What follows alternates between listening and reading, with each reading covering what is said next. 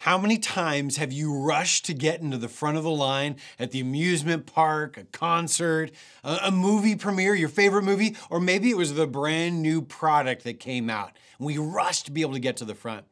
Or maybe it's in the shopping market, the grocery store, Target, and you're in line and you're in the line counting up all the items that somebody else has in their cart, figuring out which line's going to be getting there first. And you send one of your kids over to another line, and how fast can we get through these lines? We love to be able to get to the front of the line, to be able to be first.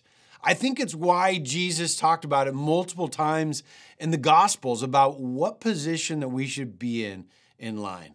Well, hey, my name is Trent Jenkins, our online community pastor for North Coast Church, and welcome to the Daily Dose. In Matthew chapter 20, verse 16, Jesus says, "The last will be first, and the first will be last." Now, he says this in relation to a parable where he's talking about all of these laborers that were hired by a landowner to be able to work the vineyard. And he hired some workers, and he said he was going to pay him a denarius for the day. And he went out and hired some more. And at the end of the day, everybody got paid the exact same amount, whether they started working the entire day or they were just hired in the last hour of the day. And when he went out to hand out all the wages, some of the workers got upset, saying this isn't fair. And he's like, how is this not fair? You agreed to what it was that I was going to pay. You can't fault me for being a generous person. And isn't that oftentimes what we do when we think about the gospel? We think that our value is based off of where we're at in line and our position, rather than the fact that we receive generosity from God, His grace that He gave to every one of us. You see, He addresses our entitlement, thinking that somehow we earn or deserve our position in heaven. And He's saying, no. It was all because I freely gave to you. So what should be our position? What should we do in the midst of it? And Jesus makes it clear that God's kingdom operates on a different set of values. It's not a matter of how much we can acquire, what all accomplishments that we can gain, how many degrees that we might be able to get. You see, it's a condition of us being in first in line. It's not a matter of winning a race.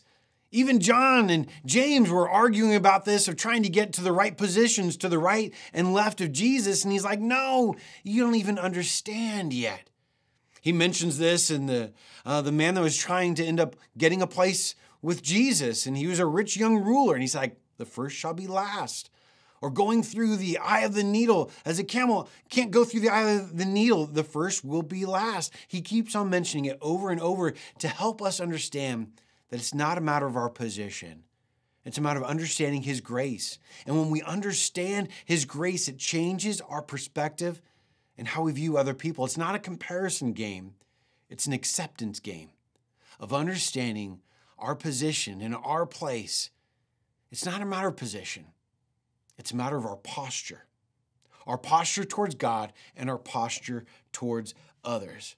I want to suggest to us today that if we recognize that our worth isn't in our position, but it's in all that He's done for us and all the grace that we've received from Him, then it changes our outlook towards others. And we want to give up our pride and our arrogance for humility and realize what our place really is in the kingdom. And it fills our hearts then with gratitude and thanksgiving that we didn't earn a seat in heaven, but rather it was graciously given to us because of the sacrifice for Jesus in our lives. And that gratitude turns over to generosity towards others.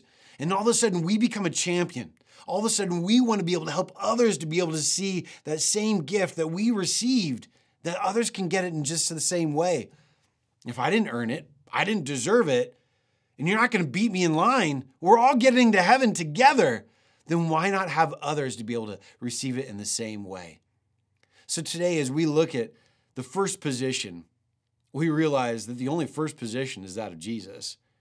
And my position is just to be able to help others to be able to get and receive the same gift by the grace that God has given it to me.